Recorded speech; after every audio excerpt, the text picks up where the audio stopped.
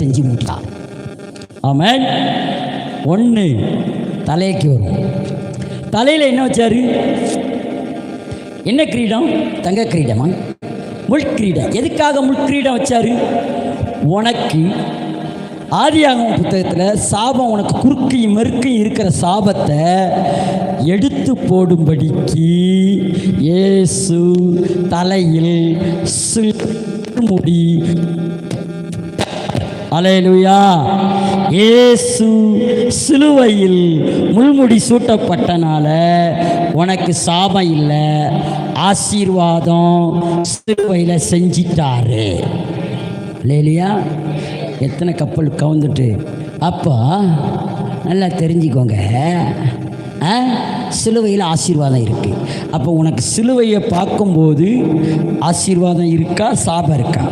சொல்லு. நீ கிருபையின் உபதேசத்துக்குள்ளே வந்தனால உனக்கு சாபமே கிடையாது. இனி எவனாச்சு எனக்கு சாபம், நான் என்ன செஞ்சேன்னு தெரியல, எனக்கு ஏன் இப்படி சாபம்னு வந்துச்சுன்னு ஐயன் பிச்சிருவார. அல்லேலூயா, அல்லேலூயா. சாபம் இல்லை, அதான் கிருபை. ஆமென். ரெண்டாவது காரியம், இதெல்லாம் ஹைலைட் போட்டிருப்பா. அப்போ பாருங்க, ரெண்டாவது காரியம், இயேசு ரத்தம் சிந்தினார். என்ன சிந்தினாரு? முக்கியமான பாயிண்ட், அங்கங்கே சிந்தையை விட்டுறக்கூடாது. ரத்தம் சிந்தினால உனக்கு பாவம். இதை கேட்கும்போது உன்னால் ஏற்றுக்கொள்ளவே முடியாது. இந்த உபதேசத்தை நல்லா கேளு. கடந்த கால பாவம், நிகழ்கால பாவம், வருங்கால பாவம். ஒரு அல்லேலூயா சொல்லுங்க. இந்த உபதேசத்தை கேட்கும்போது கொஞ்சம் கிருன்னு கிறுக்கு பிடிக்கிற மாதிரி இருக்கும். கடந்த கால பாவம், நிகழ்கால பாவம், வருங்கால பாவம். எந்த ஊழியக்காரனாச்சு வருங்கால பாவத்துக்கு இயேசு ரத்தம் சிந்தலைன்னு சொல்லிட்டோம்னா, நான் அந்த பைபிளை பிரசங்கிதை விட்டுட்டு போயிருந்தேன்.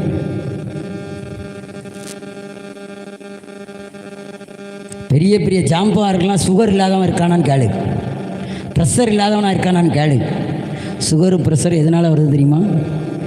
அவன் ஆகாரத்தில் கட்டுப்பாட்டு இல்லாமல், கீழ்ப்படி இல்லாமல் தின்னா, கீழ்ப்படிதலுக்கு இல்லாமல் போனால் என்ன உண்டு?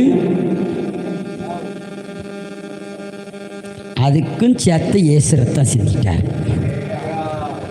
இப்போ புரியுதா? அல்லேலூயா. உன்னுடைய எல்லா மீறுதலுக்கும் சேர்த்து தான் இயேசு என்ன பண்ணிட்டார். இப்போ புரியுதா? சத்தியம் தொடர்ச்சியாக கேட்டால் தான் புரியும். ஆமாம். அல்லேலூயா. இடையில வந்து கேட்டால் புரியாது. அப்போ கடந்த காலம், நிகழ்காலம், வருங்காலத்துக்கு செஞ்சனால நீ செய்யலாமா? நீ பாவம். பவுல் என்ன கிருபை இருக்கு, அதனால் நீ செய்யலாமா? பாவம் செய்யக்கூடாது. கூடுமான அளவுக்கு நீ என்ன பண்ணணுமா? பாவத்தை தடுத்து நிறுத்து.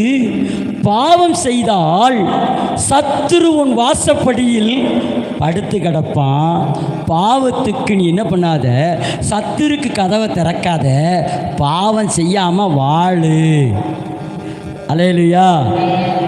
உனக்கு மன்னிப்பு இருக்கு, ஆனால் சத்துரு உன் வீட்டுக்குள்ளே வராதபடிக்கு பாதுகாத்துக்கும். ஆமென். இப்போ புரியுதா? முதல்ல சொன்னா கொஞ்சம் கிருன்னு இருக்கும். ஆமென். இப்போ சொல்ல கொஞ்சம் சரியாயிட்டு. ஆமென். அதனால் மூணாவது என்ன செஞ்சார்? உனக்காக சிலுவையில் இயேசு ஆணி அடிச்சிட்டாரு.